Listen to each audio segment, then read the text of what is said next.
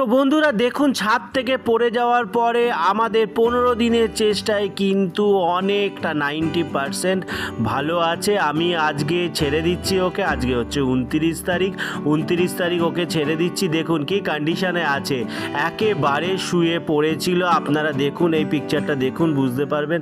একেবারে শুয়ে পড়েছিল, কোমা স্টেজে চলে যাওয়ার পজিশনে চলে গেছিলো। কিন্তু সেই জায়গা থেকে আজকে 15 দিনের চেষ্টায় ওকে কিন্তু রিকভার করানো গেছে। আর বন্ধুরা, আমি কিছু ওষুধ লিখে দিয়েছি, সেইটা খাবে, আরও কদিন 2 মাস খাবে, তাহলে কিন্তু ভালো হয়ে যাবে। দেখতে পাচ্ছেন মুভমেন্ট কতটা হচ্ছে।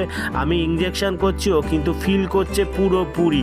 দেখুন, আর বেড়ালদের এইটাই মেন, ওরা কিন্তু যখন ভালো থাকে কিচ্ছু করতে দেয় না। ঘাটটা বেঁকে আছে, আপনাদের প্রশ্ন হতে পারে ঘাটটা বেঁকে আছে কি করে রিকভার হবে। অবশ্যই রিকভার হয়ে যাবে, তার ভিডিও পরে যখন আমি যাব তখন দেখাবো। কেননা নার্ভের ওপর প্রেশার পড়েছে, নার্ভ অনেকগুলো ডেড হয়ে আছে, সেগুলো আস্তে আস্তে ফিজিওথেরাপি করতে করতে ঠিক হয়ে যাবে, সেটা আমি ওনাদেরকে বলে দিয়েছি। 15 দিনের ট্রিটমেন্ট করা অতটা মুখের ব্যাপার না। আর 3.5 মাসের বেড়ালকে যে ভগবানের আশীর্বাদে ভালো করা গেছে, এইটাই বড় পাওনা। আর আমারও খুব ভালো লাগছে, আমিও খুব খুশি যে একে ভালো করতে পেরেছি। বন্ধুরা, আপনাদের ভালোবাসা আশীর্বাদে এই বেড়ালটি ভালো হয়ে গেছে। অনেকেই জিজ্ঞেস করেছে আপনার এই বেড়ালটা কেমন আছে, তো লাস্ট আজকে ভিডিও করে দেখালাম যে কেমন আছে।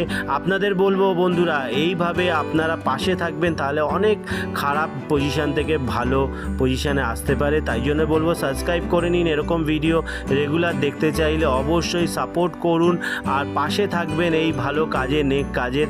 এটাই বলতে পারি, আপনাদের সাপোর্ট আমার আশীর্বাদ। ধন্যবাদ, সবাই ভালো থাকবেন, সুস্থ থাকবেন।